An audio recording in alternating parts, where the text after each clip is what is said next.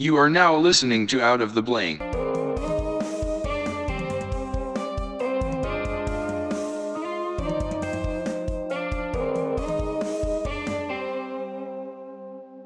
Welcome to another episode of Out of the Blank podcast. I'm here with James Mullinaux. How you doing?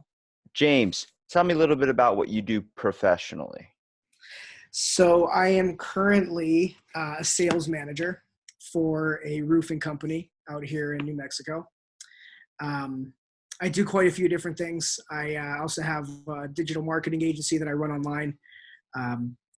Recently got a lot into the sports betting now that it's been legalized. So I dabble in just about everything. Sports bettings became legalized?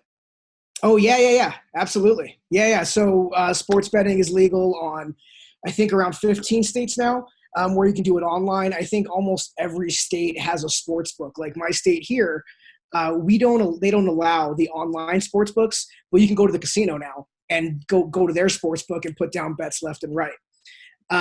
So now that it's becoming an actual thing, it's really opened my eyes up. I've been obsessed with sports since I was a kid. And That's really weird to think about, because if you think about, like, you know, they always talk about saying if you make drugs legal, then people are going to stop taking all the bad drugs because it's legal. It's like the whole idea with authority, like sports betting. Every time I think about betting on sports, I think of the mobster. It's like, look, you don't give me my money, I'll break your fucking legs. I'm like, whoa. It's just a $2 bet on a football game. How often do you see people bet on sports? So I guess what you have to think about too is every time something's illegal, that means someone's not making money on it. So now they found a way to pocket some cash, 100% legal. I thought the same thing with pot, man, forever. They legalized it. They finally did overnight. They found a way to make money. All it is all these things in the world, man. We're just trying to find a way to make some cash on it. Illegal or not. All illegal means is, hey, we haven't figured it out yet. Yeah, that's true. I mean, well, you know, the industry is all about money, dude. If anything comes down to it, I mean, being like a CEO of a business, like you could tell, like, even with roofing, like it's all about you're not doing it to help really people out, but that's the benefit of doing it as well. But you're also, it's a money world. You know, we're all about over consuming, you know, deforestation, all these types of things that are going on because we're producers. That's what we do, sadly. And I do like it in some aspects, but I do think it's a little bit weird. I just think it's pretty funny that back in the day you used to hear like people betting on sports and like spending all their money, all their earnings. I think it's a gambling addiction, to be honest with you. I think it's like we have money and we're always over consuming kind of, but it seems like we never have enough.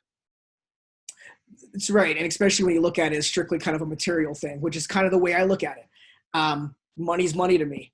I'll make it, I'll lose it. I'll make it, I'll lose it. I'm not tied to my money. As long as I cover my bills and my kids are taken care of, I'm not one of those people that's like mine. You know, it's like, hey, I mean, why did I work today? I didn't work today to put it in my account, save it for the next 50 years. Right. So the way I look at it is, as long as my bills are getting paid, that's what I do. I don't drink. Right. Some people drink. So I save that 10, 20 bucks today that my buddy's hitting the bar. Oh, yeah, dude. I'm 21 years old, and all my buddies are 22, 23, and they're all constantly, like, broke. They're always talking about how they never have money, but they're at the bar every single night. I'm 21 years old, and I've never bought a legal drink, only because I don't have the need to. I had alcohol affect me in life to the point where I was like, I don't need it. It's not something for me. Obviously, I had my experiences with Fireball and all those wonderful little necessities, but I had a bad experience with those, and let me tell you something. I don't have anything wrong with alcohol. It's just it's a waste of money for me. It's not something I'm interested in. It's not something I'm going to do. A lot of people do it for social things, which I get, but I save every single penny I get. Every single paycheck goes right into the bank. I spend $40 a week on groceries. I spend about $20 on gas and just the simple stuff to where I can keep seeing my bank account build up. And let me tell you, it's a good feeling when you see that number at the bottom, and then it really sucks when it goes down because you're like, shit, that whole process. Right. No, yes. So you're 21? Yeah. Cool. Yeah. So, I mean, it's a whole different view on life at 21 too, right? So like, you're invincible apparently. Well, and it's not even that, dude. Like I 21, I think I was serving tables, and I had just met my wife probably a year before that, so she was my girlfriend. We lived in North California, and our bills were super minimal, right? I mean, we were spending all of our money just to stay alive in North California, but we were so okay with just going out every night, right? Like there was a reason why we lived out there, right? We had moved from Colorado, so it was like, hey, I mean, I don't mind spending my money because that's why I'm here, right? Like, I don't know where your neck of the woods is, but mine is fucking New Mexico. I, all right, so I do have a couple questions on New Mexico, but like my buddy, I'm East Coast Maryland, so you Okay. know we're like near Baltimore, near DC, all those types of places, and I come from a beach town, so it's a little bit different. I think like one thing we have to highlight is the fact that even at being 21 years old, like being considered an adult at the age of 18, you're not really technically an adult, no matter if you're 40 years old. I think it's the fact of the maturity level too. You see a maturity rate in different. I see older people that are like, whoa, you're acting like a child right now. You know what I mean? And I think it's really, really crappy the way the world and economy kind of works today, only when it comes to the fact that a 21-year-old is basically scraping and working so many jobs and doing something just to be able to get by. And it seems like you're not really even set in life until you're way older, like older than you should be, where you should be hitting retirement. And now the age for retirement has increased. Like people are hitting retirement later in their years, like towards the end. And it's like, why is it so difficult just to try and succeed or just survive? So there's a lot of people. So this is one thing that I've also, when I'm not much older, I am older. I'm like a decade. I just turned 30, but I still feel fairly young, right? So like I've spoken to older generation about this, and they just don't get it, right? Oh, everybody had a job back then. Yeah, well, there was a fucking need. Like, 100 years before that, they had just desegregized. So let me just get this straight real quick. There were an influx of fucking jobs, right? There was jobs that needed to be done. They needed to start hiring people, and they weren't going to hire. And at that time, it was still a little racy, right? So that, yeah, for a lot of families back then, that was very, very easy for them to get a job. And it was very easy to survive on one income, right? Your husband could go to war and shit, man, you guys have a house, take care of the kids. Everything was going great. Now someone goes to war, man, you see the mom at home working, right? You see them doing things. It's a whole different scenario, and it sucks when sometimes the older generation doesn't get it. So a good comparison to that would be my neighborhood of where I live used to be like seen as the elderly community. It used to be, it's a bunch of nice homes side by side. Then eventually I think me and my family, like my mom, my brother, when my parents split up, it kind of turned into, we were the very first young people in this community. It was all older generations. I mean, there's golf courses is basically in our backyard. So it was literally set out for old people. It's called Ocean Pines. Now, everyone was retired. They all cared about their lawn. If you stepped on it, they got really, really upset. They invested all the classic old people stereotypes. But it was weird because we were the first. There weren't a lot of kids here. It was just all elderly people, so we didn't have much to do. My mom worked 2 jobs. My mom did a lot to try and keep the house for us and everything. And it was like more like you kind of had to fend for yourself in a way, not in an aggressive way, like, oh, she never just cared, but as the fact like you had to try and survive. And it highlights the aspect of how hard it is for a mother to care for 3 kids, 2 kids, and work 2 jobs and still put in the time and stuff to be able to communicate and make memories with their child. And that goes for any parent, whether your dad's the mom and the dad, it doesn't matter.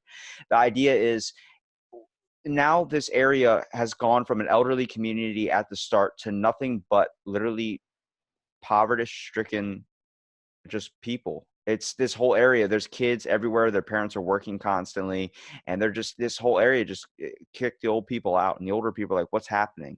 Like they're all retired and doing things of this sort. I'm like, you don't understand. Back in the day, it was a hell of a lot easier because you guys didn't have the giant grasp that technology has on us today. There was a reason why during the Industrial Revolution, there was a thing known as the Luddite movement, which was the fact that you literally, there's printing presses, all these types of things that were taking out industrial jobs to the point where people were breaking these machines. And this was back in like the industrial era. So now that's just monetized. That's become bigger now. You have a phone that can do half the job for you. I mean, literally, it can basically replace you. There's self-service machines everywhere. Jobs are not an open market anymore. They talk about how the world is, land of opportunity. Land of opportunity, my ass, because I know so many people that can't get a job even with a college diploma, which was seen like that was a guarantee. That's been the biggest fuck up in the last 20 years. Okay. So I looked at my generation alone straight off the bat. So yeah, so this is what's crazy. I skipped a grade. I skipped a grade in middle school. I skipped one in high school. But what ended up happening is I didn't develop the right social skills I fucking needed. So I ended up failing 2 times in a row once I fucking got pushed back up. Cause I was like, nah, man, this is even worse. I can't make friends this way either. Right. I can relate to that because I was put in school early. So all my friends were a year advanced from me. They would all get like a foot growth spurt, and then I would be short still. And it's like, because I'm following the kids behind me where I'm supposed to be. Right. And then no matter what, we're picked last. Right. Like no matter what, we're not in that role. But see, the thing is like, so I got a lot of buddies of mine that everybody went to college. Okay. So what did I do? I was a little stoner guy. Right. So that's kind of what I did when I turned 18. I've been there. Right? When I turned 18, I got my own place, and I was like, this is what we're doing. We're going to party every day. My buddies are all going to school. Awesome. Well, a couple years down the road, because they legalize it in Colorado, so life gets even better. But what I started to realize is like, hey, I need to make money. So during that time period where my brain was going, I need to make money, my buddies was going, I need to learn. Okay. So there was a difference that I took because my parents didn't push me to college. My mom and stepdad both worked for Apple and without a college degree because during that time they read every fucking book imaginable and now they're software engineers, right? So it taught me that, well, hold on, let me bust my ass for those same 4 years and I'll make $1 million while you're in debt. So now at 30, I own 4 companies. So that's the way I kind of looked at it where, and I got a buddy right now just called me up. I'm going to go back to school. I'm like, bro, we turned 30 this year. Like 3 degrees, 3 fucking degrees. In 2 of my college classes, there were people that were like 60 years old, had grandkids. And I was seeing kids my age that were already mothers and fathers of 2 or 3 kids. And I'm like, I think it was the guidance point of it was that parents weren't around during the very, very formative years in most cases because they had to work so hard. So you didn't have that structure to base off of. You had unrealistic expectations of what the world was going to be like once you left your parents' bubble and your parents' safety. Once I turned 18, I was like, fuck, I got to pay bills. I got to do what now? The world, this is the world. Can I get back to when I'm 12? And I was coloring in, like trying to stay inside the lines as much as possible. And it only keeps getting worse and worse. And I think it's only that bad for us in this aspect of things of trying to have an unrealistic expectation about how to make $1 million like that, because we're not keen to everything that's going on around us anymore. Technology has made it so damn comfortable. People aren't getting the experiences they need of actually doing manual labor anymore. Hell, I have giant calluses on my hands. Mostly you can only get it one of 2 ways, working outside or working out. I extensively work out and I do a lot of manual labor as well. So when I shake someone's hand, like, why is it like sandpaper? I'm like, they're called workman's hands. Like my grandfather knows what they are, but my parents don't. Not saying my parents don't work, but they don't do manual jobs. All their shit's broadcasting with technology.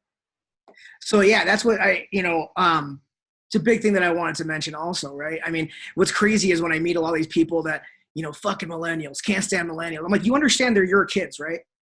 Like that's the weird thing when I hear these people on the Fox News, whatever, wherever I see it. And I'm like, you get that the millennials are your kids. So the people that fucked up are our parents. And one of my biggest things is I think it's a lack of role models that happened in the last 20 years. I mean, don't get me wrong. I grew up at the same time, but I was also thinking drug guys were cool, man. Like even Sublime, my favorite band, dude that overdosed, that sang about doing meth in his fucking hotel room. That's what I was jamming to. Yeah, dude. Right? I mean, I'm a big reggae guy. I mean, right. All those types of things. Those are all some of my favorite songs. Thing is the lyrics that we listen to. I don't get me wrong. I still listen, right? What I'm saying is I think it's been a huge lack of role models in the past 20, 30 years that have driven my generation before me, and the generation after me in a weird direction where we don't really know. Back in our parents' age, you know what the fucking idea was get the fucking up and get to war. That's what it was. Whole different scenario, right? And that's what I think is like back in the day, their role model was their dad because their dad just fought in World War I, right? And then now they're going to fight in World War II, and their kid's going to fight in the Vietnam War. And then what happened in the last few generations? We don't want to fight, and I get it. That's not what I mean. What I'm saying is difference in role models. And the role models in the past 30 years have been more of, hey, do what you want to do and just be happy. Where I hate to break it to everybody, but I think it's just another way for an excuse because you listen to millennials. Like people say, oh, that's a millennial. Like, did you know the cutoff for millennials? You're technically a millennial. correct. Yeah. Yeah. So it's 1981 was the cutoff to where you start turning into a millennial. I'm like, but you start doing that, you're stereotypicalizing so many people. Let's talk about the difference between a kid my age, that me having a structure of my grandparents, I was instilled with different values than most kids today. It's weird when I try and talk to my friends because they want to go out and spend money on partying. And I'm more of like hey, I want to build up to get this. I want to build up to get that. I'm up at 5 a.m. They're going to bed at 5 a.m. You know what I mean? It's like our whole thing's changed.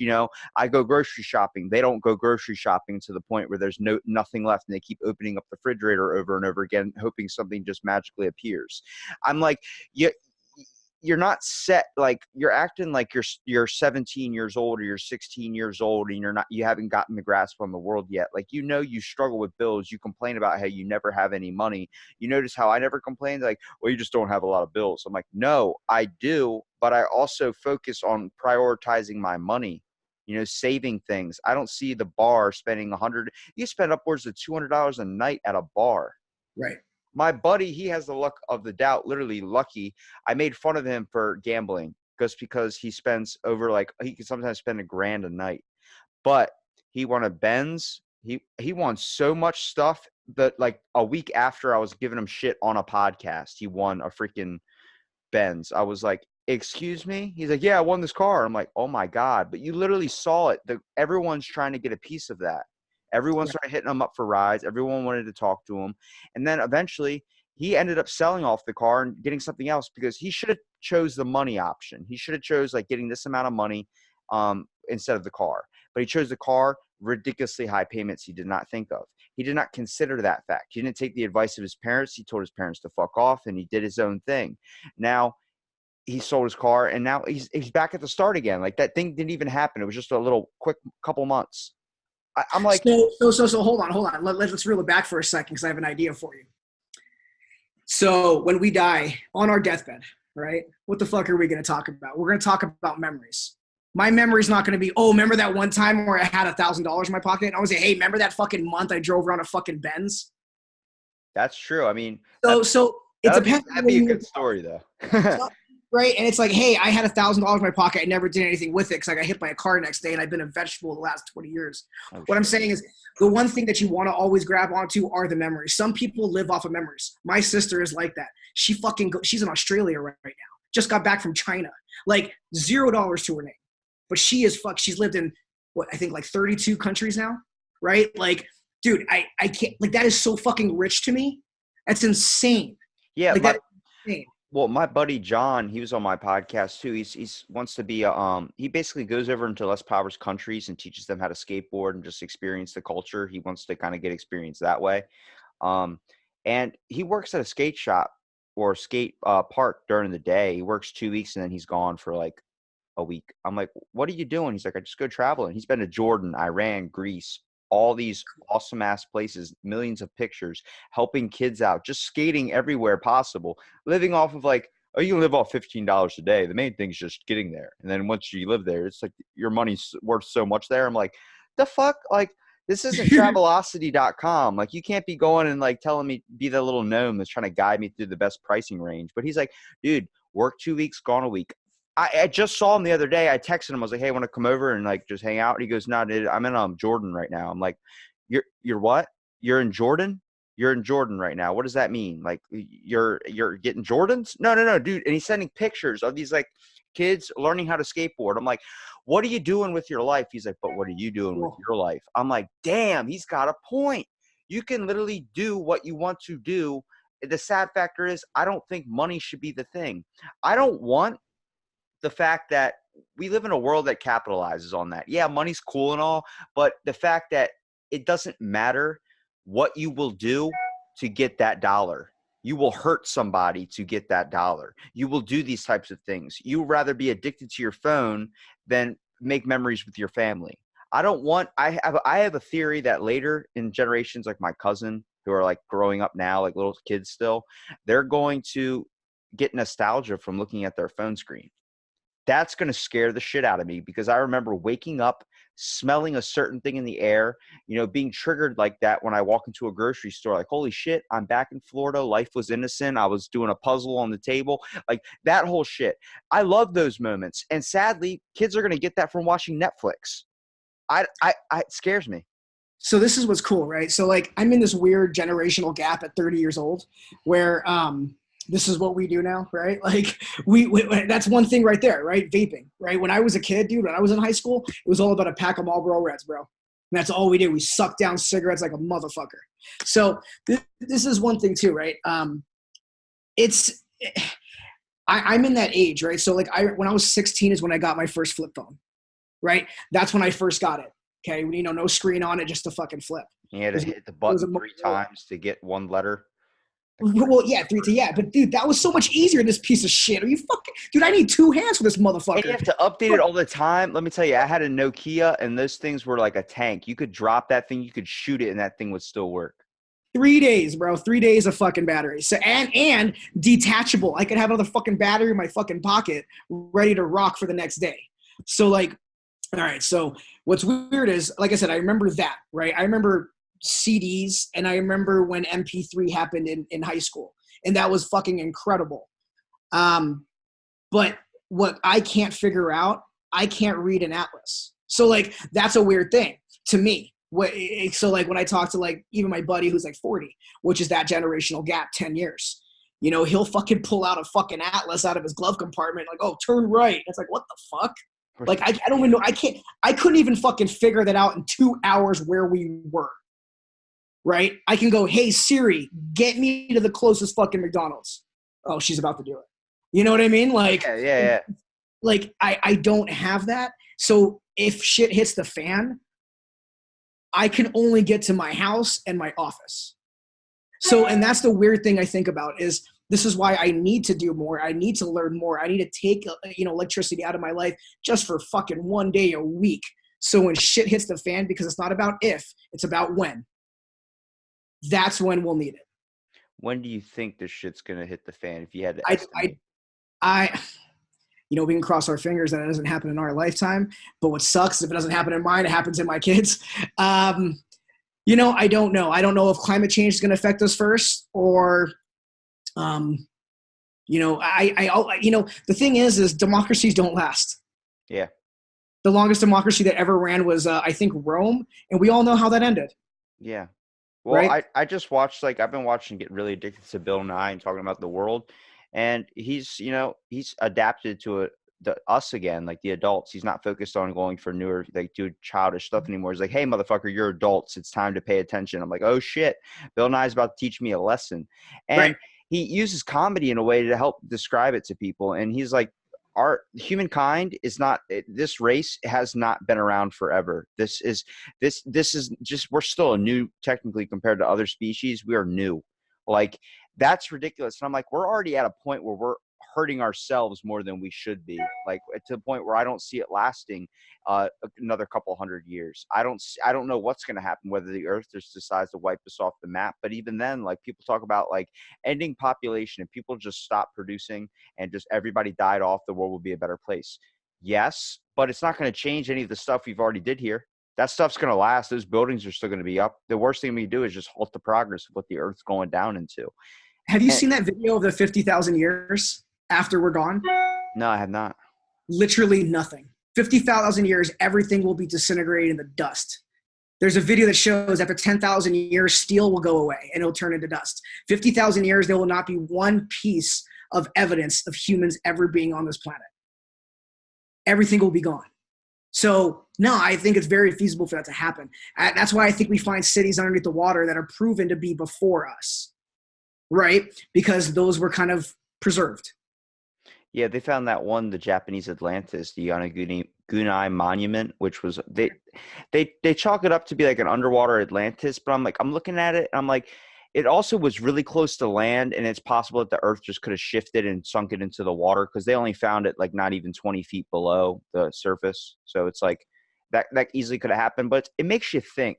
I'm like, if you wonder what was here before we were here, dinosaurs, like all these types of things. I'm like, is it out of the realm of possibility there might have been another species? You know, we talk about Homo sapiens, like there's other things too that were around at the same time. There were things older than us that died off. Like, why do some people just consider the notion like, no, we're the only thing, we've always been the only thing, dinosaurs aren't real? I'm like, but there's evidence. Right. No, yeah. I mean, that's the one thing I don't like to argue with science, right? Like, I, I, I just sound like a jerk off when you say that. You know, I don't like nothing against flat earthers, man. They're there. I get it, but I don't know if you are. But whatever.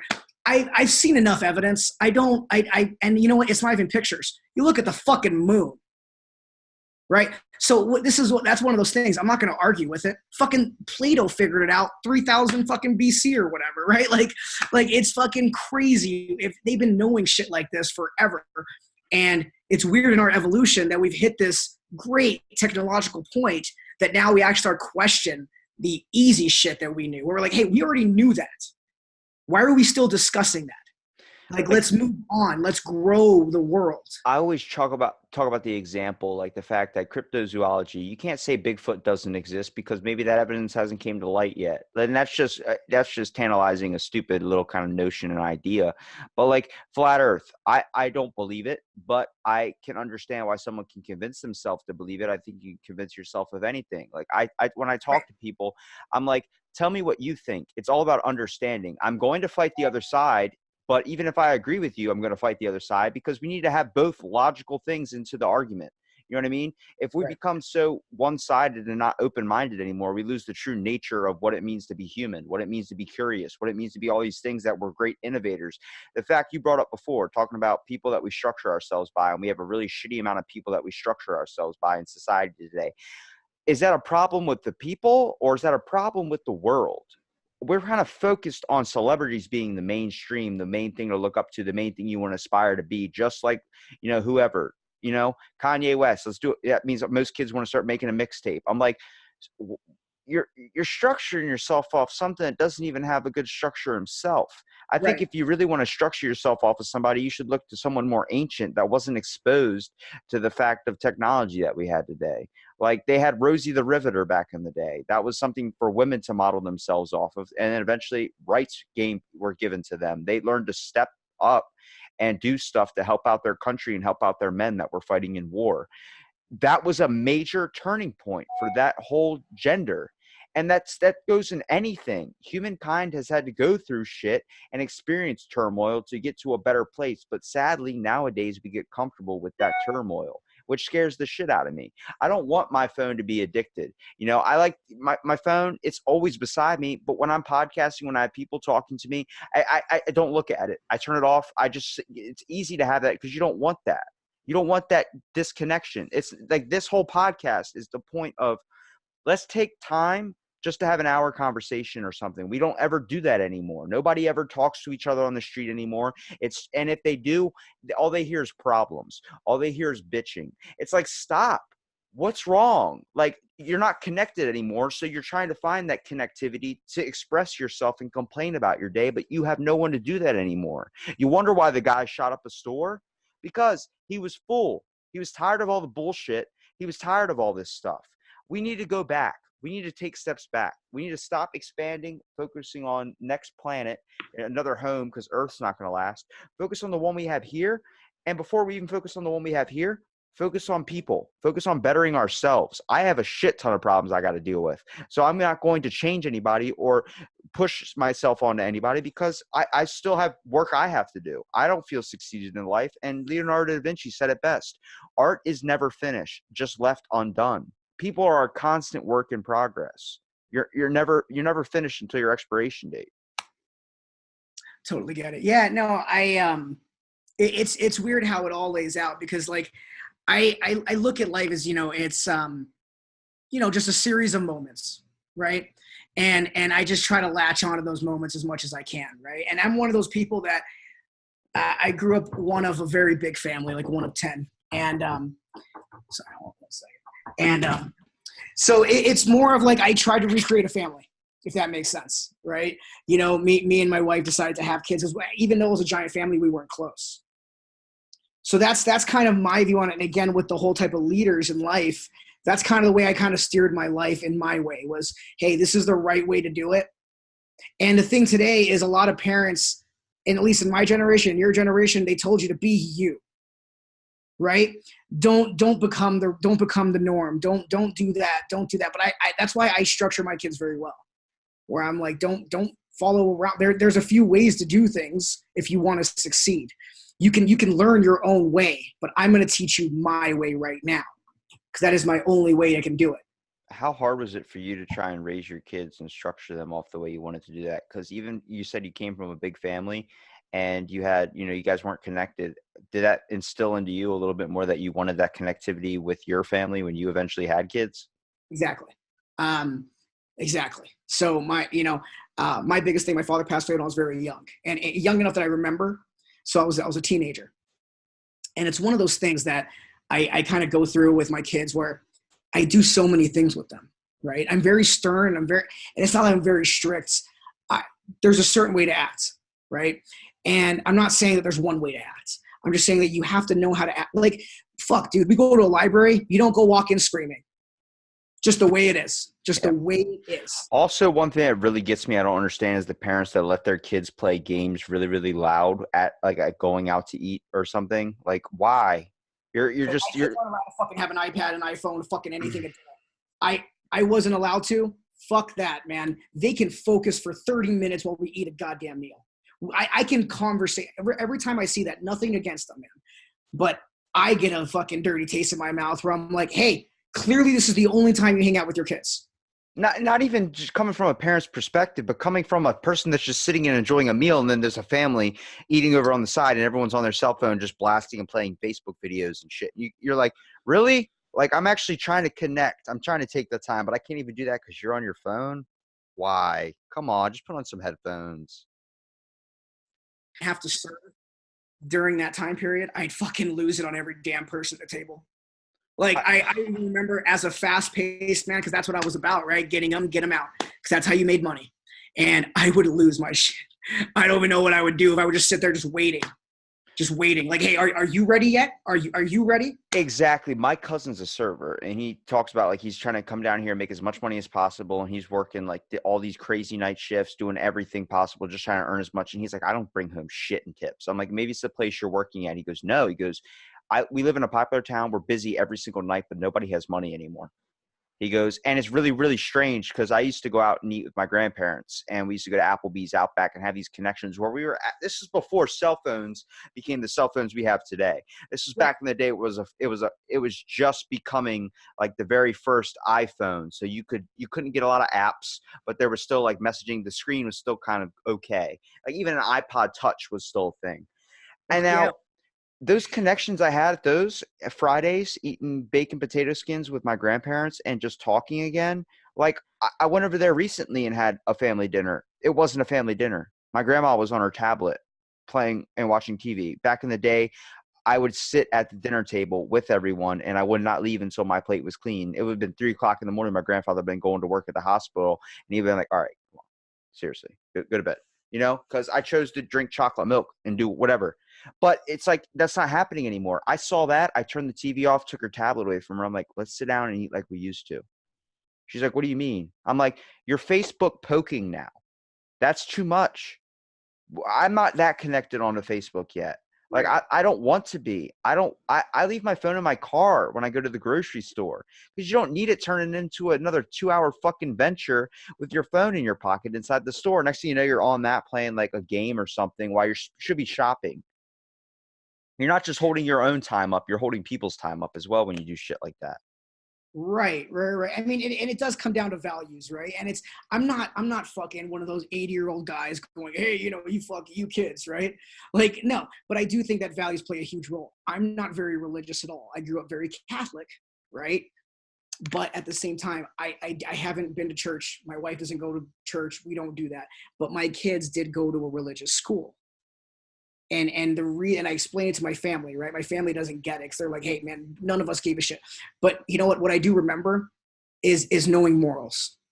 And I do remember understanding a little bit of why Christmas made sense, right? So what people don't get is, I don't give a shit now that I'm 30. I believed till fucking Santa till I was 12. My family let me believe forever. And I'll tell you what, man, that's fucking incredible. Wait, Santa Claus isn't real? Right. Oh, shit. Yeah. Well, nowadays, kids of 5 years old have fucking iPhones listening to podcasts. I forgot. It's really weird because you see like technology has such a quick grasp on kids. Every kid nowadays knows how to play Fortnite. Their skills are becoming really, really crazy when it comes to the shit they can do. But at the same time, it's like you don't know what it's like to you're not going to know what it's like to see a tree, because eventually they're all going to be fake constitutes of what they used to be. You know, trees aren't living to be forever anymore. Amazon's not going to be around forever, especially at the rate it's going. You know, every second, I think it's like 1,000 something acres that gets destroyed. It's like, it's done. Like we're hurting ourselves. You need to look at the stuff that's here now that's not going to be here later. Technology is probably going to be here a hell of a lot longer than we are. I just watched a video, the very first successful brain transplant or head transplant. The dude started in China. Now they're doing things, incorporating it here where it might help somebody walk again. I say technology, all right. Props to you for that. Amazing. But sadly, I know people. I know human intent. I know if we all get a chip in the back of our head instead of using Google Translate, like for me, that would be a benefit. I work at a hotel. I'm a minority. I work around all Latino staff. But it humbled me. I understood what it was like to not feel comfortable. And I realized I don't feel comfortable. That's something wrong in my person. Why don't I feel comfortable around people just because they look different than me? Fuck that. And now I broke down that barrier of race and whatever you want to say it. I broke down that. Yeah, I get cussed out in another language sometimes, you know, depending on the day. But I know they truly care. They see me as one of their own as well. There's no more I'm white, you're Mexican. We're people again. And I think people need to have that sense of humbleness when it comes to that and stop being so focused on your phone. Stop being so isolated from people. I tell people, like, come on to my podcast. And they're like, I don't think I'm a fit for it. I'm like, you don't have conversations with everyday people on the street? Like, what do you mean? I'm like, you're just talking. It doesn't take much time to be able to just associate. It doesn't matter if you click. There are no arguments. There's just conversations that weren't the best. But we're not all supposed to click on the earth. But if you don't take the time to figure out who's who, then you're making justifications based on some information you know nothing about. So I've seen it get crazy, you know, and the last 3 years, right? It's been a little crazier. Um, I'm not for either side. I'm really just for going to work, making money. You know what I mean? Hanging out with my kids. You know, and 30 years of my life, literally has a president never really affected me personally. So in my life, that's one of my things too. And I try to tell people, I'm like, hey, who cares? Like, I know we should care in a certain way, but seriously, how is that going to change you figuring out what the fuck you're going to do this weekend? Right? Were you going to go to the White House? Is that what you were going to do? And this is going to ruin your plans now that he's going to be there. You know what I mean? Like, so people care too much about things that don't matter. Yeah. Well, Right? they see a problem that pops up in their face and it's so overwhelming that they think it's going to last forever. And I'm like, look, bro, I had 2 tires blow out on me 3 days apart from each other. Ran over 2 different set of nails in 2 different locations in my town. I lost $1,000 in 3 days. You know how fucking hard that hit me to the point I didn't even want to go outside and do anything. But I also caught myself snapping at the mechanic saying, can you hurry this up? And I stopped. 2 reasons. One, he's the one that's fixing my car. He literally said, oh, you want it done now? I was like, oh, fuck, you can make me sit here all day if I wanted to. 2, I realized that's being very, very irrational. The person that snaps on someone in the grocery store because they're breaking the rules, I think they should know that they're breaking the rules when it comes to 48. Like, you have 48 items and 12 item or less, but you shouldn't sit there and pry all your time and all your anger into that like a fucking monster. It's going to sit on your back for 5 more years after that person leaves the store. Like, you're still thinking about that? Well, that one dude that got me that month ago in that grocery store. It's like, what are you doing? You're being irrational. Focus on real problems, like the fact that you have a goal that you need to obtain and you're not really doing anything to achieve it. That's a fucking problem. Smaller than that. Half these people got dirty houses. Half these people got dog shit they got to clean up. Yeah. You know what I mean? And that's, so I go to people's houses every day. That's what I do for a living. And I come in and they go, oh, I got all these problems. I'm like, bro, you got it. I mean, you can't have 100 problems. You need to focus on one at a time. Right. So people would rather have a list of problems than to do anything about it. They'd rather come up to you and go, hey, man, I don't make enough money, man. I don't have the days off that I want, man. My fucking parents are assholes. I can't figure out what I want to major in. It's like, well, hold on. Bro, you haven't made your bed yet. Like if you, and that's one of the things too, right? I listen to Gary Vee a lot, you know, stuff like that. And you're the type of guy who feels like you might fucking listen to that cat. But, you know, there's certain things where you know, you find out about the way life, there's easier ways to live life. And some people take the harder way. And that's why it's like, go ahead, man. Go ahead. If you want to be pissed off at every little fucking thing in your life, then do it. Just understand all that takes energy. All of that. When you're mentally drained, when you get home and that person is the one that's snapping on people at work, that's snapping on people in the fucking parking lot for no fucking reason, it's because they're worrying about shit all day. So they just need to learn how to realize that this is life. It's what you do. You got to have good problem solving techniques. The fact that, like, once I got my car fixed, I got my tires fixed, you know, well, I got them plugged and I focused on fixing kind of one at a time. So I wasn't like dropping so much money all in one day. I was just kind of spreading it out to give myself a little bit of a brace. And, you know, the one thing someone said to me that really stuck in my head was the fact, like, but don't you're gonna have this problem, then you're gonna have this problem, so you're gonna have this problem. I'm like, yo, one step at a time. We learned how to walk before we could run. You also need to focus on the problem that's right in front of you and worry that, hey, next week with my next paycheck, I can pay off for the rest of that. I can focus on the rest of that. I can go get that oil change. It all doesn't need to be done right now, but there is a time to do it. And you don't want to postpone it to the point where you end up being like, you can take the same thing with trying to achieve goals in your own life. Like, you don't want to be 90 years old and say, well, I never did this, I never did that because I waited too long, you know, or never had the option. It's like, okay, but that was your fault for not figuring out what you needed to do and what you wanted to do, only because you never chose to adventure out and figure what it was. There are different scenarios. My grandfather had to leave the war after turning 21 or 18 years old, whenever he got enlisted, and he had to go fight. Then his dad died, and he was 23 years old when he got brought back home, and he had to take care of his whole family. I talk to him now. He's like, yeah, I have a bunch of shit I wanted to do with my life, but it didn't work out that way. We have the option to now figure out what we want to do in life, but we choose not to take it. A lot of people like my grandparents didn't have that option. A lot of people like my great grandfather, I was lucky enough to meet, grew up in the 20s, grew up in the Depression. You know, I saw that man suck down a chicken bone, like literally just sit there, every little bit of it. And that he would spend 40 minutes on one wing. I learned how to do that because having him as a structure, it helped me conceptualize the idea of what it was like to grow up in a place where you don't have anything. You need to focus on priorities, you know, making things last, making things that are tough again. You know, he lived to 94 years old. I have his car. This man was a genius. I mean, his car keys, he ripped them off in the ignition, brand new car. He bought it like 6 months before he died. I was gifted this car. The car keys have a freaking screw bolted in to hold the key together. That man was being able to deal with the problems he had in his own way and make it work. We don't do that anymore. We're so easy, like, oh God, man, this phone charger died and I got to buy a whole new phone. It's like, what? What did you just say? Have you, one of the big things I really like about Joe Rogan, he has something about something like this also where, you know, what are we going to happen when all the smart people die? Yeah, do you know how to build a fucking internet? Do you know? Yeah, what do you say? I'll put you on an island with a hammer and a screwdriver. How long till you can send me an email? You know what I mean? He said, I'm going to drop your ass to the middle of the woods and with a hatchet and see how long you can send me an email. I wouldn't know what to fucking do. Exactly, bro. And that sentence opened my mind, but also terrified me. Yeah, because he highlighted the point, like when the power goes out, what do?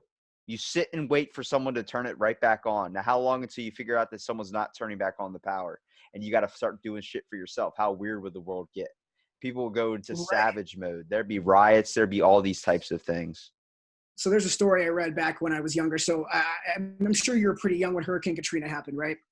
I was in high school, and it was crazy. It was fucking insane, right? It was terrifying. It was very sad. But the story of 10 minutes after is about a nuclear bomb that goes off in the United States, okay? And it knocks out power, it knocks out everything. And it's 10 minutes after. It just shows that we're all animals. The only reason we're not is because we have technology, we have things bothering us up. But 10 minutes after, we become rapists, we become murderers, because we need to survive. It's survival. Right now, the reason we're able to do this and podcast and talk about all this crazy ass shit, right, is because me and you don't have to go to the woods tonight to go get fucking 3 grains of rice to go feed our family. And then when we get home, stand outside because we're terrified someone's going to kill them. Another thing I took from Joe Rogan was his advice on following a page called Nature is Metal. I had unrealistic ideas of what I could do to a bear in the woods. I watched 2 bears fight each other, and now I know I have been humbled that 2 bears a bear could easily fuck me up in a matter of seconds. That movie, The Revenant, was it was brutal in a good way of showing people, but it was unrealistic because of the fact it would not last that long. You'd be done in a minute. I saw these 2 bears attack each other, and immediately I saw this one swoop of a paw hit the other bear in the head, and this 500-pound grizzly its head go sideways a little bit, like it just got punched by Mike Tyson. I was like, I'd be dead. My neck would have snapped right off my head. So hold on. Before this, you thought you could take on a bear? I had an idea of what I would do because I heard that apparently if you run downhill, my buddy still thinks he could beat up a bear. I'm like, you're a big guy. You're 6'4", sure, but a bear would fuck you up in an instant. Only because they're animals. They still have the primal instinct. And I always chalk it up. I chalk it up to Joe Rogan when he talked about General Butt Naked. Remember that story? I don't know if you ever heard that episode. The guy would literally hide underwater, pop up when kids were playing at the lake in Africa, and snap their necks and bring them down underwater. I said that, and I tried to understand it. I watched his documentary, The Redemption of Butt Naked. I get it. How did we survive? How did we learn how to hunt? How did we learn how to do things? Because we adapted. We learned to watch the animals around us and learn that hunting in packs was easier than hunting alone. We can kill bigger prey and feed more people. So what did he have to structure himself by? Well, look where he grew up. Look where he was living. He only had to structure himself off crocodiles. What's the one thing crocodiles do? They wait for a gazelle to go over by the water, come up, bite it, bring it underwater, snap its neck. Immediately save it for later. That's what he was doing. He was adopting. His morals were different than the ones we have here, which really brings into the concept of the idea of morality. That's all a man-made thing. It's supposed to be a guidelines and set that we follow by, but our values are different depending on what we've experienced in life, where we grew up. A Haitian person's value, I've met them, I've talked to them, their whole value, they value family a lot more than we do. We value seems like our devices nowadays. I believe there's a point where we made a very, very wrong turn. But if you look at the idea of value, and I'm trying to fight the other side here, even though I'm not 100% belief of it, is that the fact that laws, all these types of things, they're all man-made concepts. Some guy was just like, this is how it goes. Joe Rogan talked about it, like the fact that we follow a bunch of laws and stuff that were created people that died like 300 years ago. Like that we're writing with feather and lighting by candlelight. Like we still follow those notions. There's no adoption to a newer way of thinking. We just follow the same lines because that's what's been there and that's what it's going to be. I think we definitely need to change a little bit as a society. We need to figure out not only with structuring ourselves off, hey, that person at the Emmys, like, is that our role model really? Or should we focus on someone a little bit older that had more actually creative passion and didn't have a bunch of shit that he could easily focus? It doesn't say Johnny Depp's not fucking awesome. Pirates of the Caribbean, love those movies. The guy keeps buying houses. He doesn't need any more houses. He owns 46. I don't understand. But he can because he has money. He has that Mark Rubio money, that type of money where it's the fuck you money. I'm like, it's all about, you see someone like Bill Gates that keeps making money, keeps doing stuff, even though they don't need to. It's about having passion and having drive. And people don't have that anymore. We need to value that before we value our phones. So yeah, I agree with that. At the same time, and that's what sucks for the generation that you're in too, is why would you drive if it's just going to drive you in the dead? Right. So, and that's the scary thing, man, is you, like I said, even me, I am in a luckier time, but I feel for it. Because I thought it was rough for us coming out of high school and shit like that. I mean, there's less and less for the next generations, but there are different avenues, right? When you were talking about manual labor, that's not something that the general public is going towards, right? We're going towards more of the computer, more of the type of stuff like this. Half my fucking friends are YouTubers, right? And they make a decent living. So, and also what's crazy is the younger generation doesn't care about getting rich, right? They only care about fame, to be honest with you. They just want to be known. They want to be loved. It's a sense of acceptance. And it's because we were told that so that's the thing, man. Like, I went to an art school growing up. We were told to express ourselves. We all expressed ourselves to the corner, right? People, and that's the thing is like, and when I tell people, don't be weird, it's not like don't be weird. It's like you got to know that people have first impressions of everybody. And a lot of times you got to be yourself, but you got to be controlled. So I don't know. It's just, it's a little wonky to me when I go out and I see some people just acting crazy. Where I'm like, dude, why are you fucking, like no one else acts like that. Just calm down, relax. Like, oh, I'm just excited. It's like, okay, well, I get it, but you're freaking fucking people out, man. Yeah. Calm your tits. People don't calm your tits. People don't even focus on what they're doing affecting anybody else around them. They don't care about the other person anymore. Like, I talked to my buddy today, we podcasted. I talked to him about coming back from Mexico. Like, he just went down there. His family lives down there. So like, maybe you can highlight some things for me too here. I was talking to him, like, he thought my first question was going to be like, did you have an authentic taco? Don't worry. I did bring up that question. I did. But I did not get the answer I was kind of hoping for. I thought it was going to be like, dude, it's completely different. No, it was like, no, it's basically kind of the same. I mean, richer spices kind of seems a little bit more, but I mean, it's like having a taco here. And I'm like, okay. But he goes, but the main thing was the values and the moral with the family was completely different than what is here. And I'm like, what? I'm like, but how hard was it being in a poverty-stricken place to the point where you can't learn to, what you experience there, having a love with your family, is something I don't get to experience anymore. I don't have that anymore. It's not that we don't have the option to. It's just, it's not a priority anymore.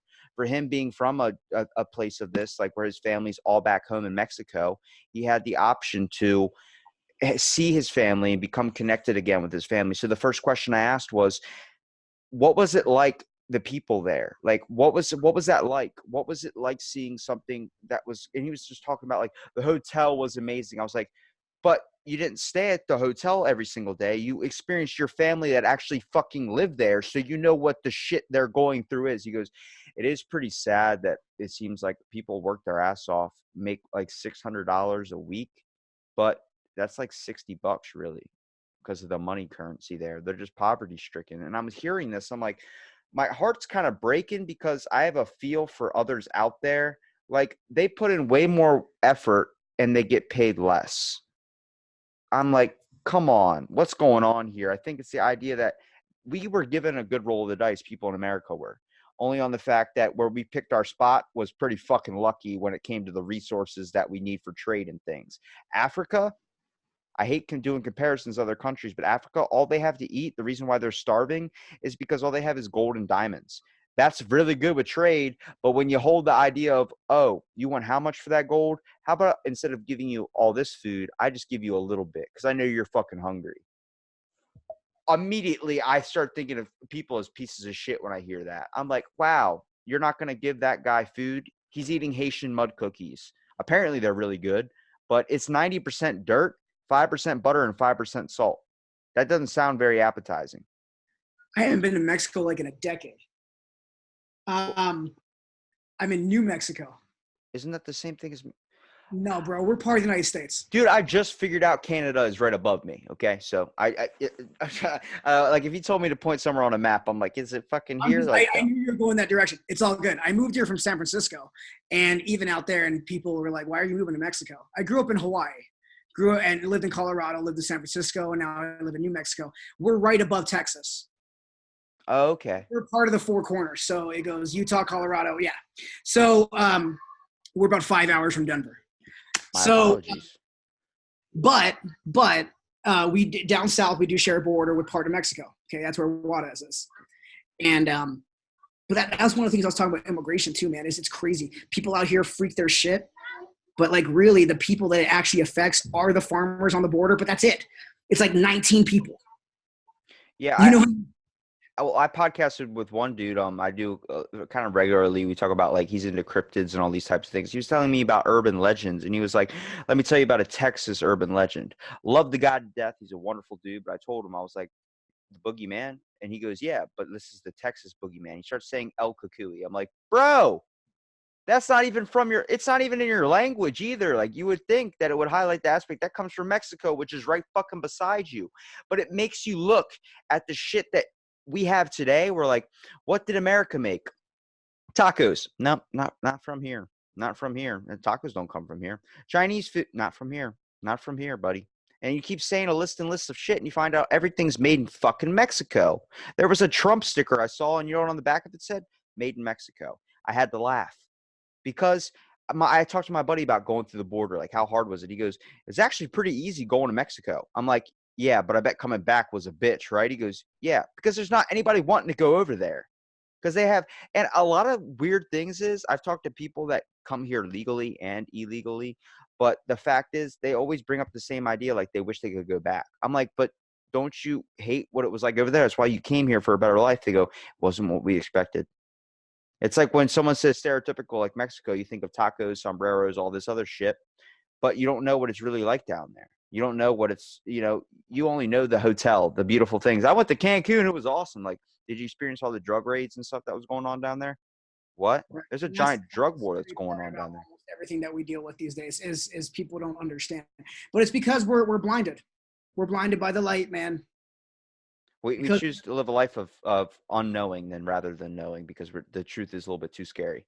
ignorance is bliss, man. That saying isn't fucking real for a reason, right? It's legit, and it's one of those things, man. It's like our life is short. You get to pick what you care about, What do you right? what do you think's gonna wake people up? Do you think it's gonna be like some civil war? I've had people say civil war. I've had people say the Earth's just gonna have to die and we're gonna have to figure it out, or we're gonna have to go to a new space thing. What's your idea? We're gonna need one enemy. That's what I always chalk up to a terroristic attack. When 9/11 happened, Correct. race, everything got forgotten. People became people. Like, It we're gonna became work together to solve a this. world of just exactly. Hey, we're all in this together. It's not one religion. It's not one person. It's fucking extremists, and we're terrified. Right. The biggest thing is people talk about Trump, and I'm not a fan. But when Bush was my generation, right? And I remember after 9/11, and he came up and he said that, right? It's not Muslim people that we're mad at. That's not it, it's us against these extremists, and it's not just us. Everybody. If they could do this to us, they could do this to anybody, right? The world came together, mind you, against Muslims a little bit, but it was really against a bigger thing. Today, I've never seen so many people hate each other. I just haven't. I see blatant hate, obvious hate, where I'm like, hey man, fuck, fuck. Sometimes I want to just carry some KKK hoods with me. Just every time someone's being a fucking asshole, like here, at least hide your face like you were supposed to. Yeah. You know what I mean? At least like your parents did. Because they knew that they had to deal with you tomorrow. But see, now they deal with you tomorrow, but they don't care. I think people stopped giving a shit about others a long, long time ago. I don't, I at least in my life, I think at the very beginning, it seemed like it was just diving into that waters of not giving a shit about others. And now it's turned to this point where it's seen as the norm. Like, it's not rare anymore. I've podcasted with people from Russia. I've podcasted with people from Bulgaria, people I've met in my real life, and they say I'm different. And I tell them, like, when you go back to your country and you talk about how you didn't like this place, just remember this place and don't forget about me. Like, just take me for who I am. So if anybody's going to take anything from this, they have to understand that the main thing is we can make a change if we need to make a change, but the change is not going to happen until it pops up at our doorstep. Sadly, that change is always going to be something that's needed, and people always have to kind of work better to get farther than where they're at right now. And hard work, it's not easy. That's why they call it hard work. Get your hands down in the rough and get dirty because you got goals you need to obtain.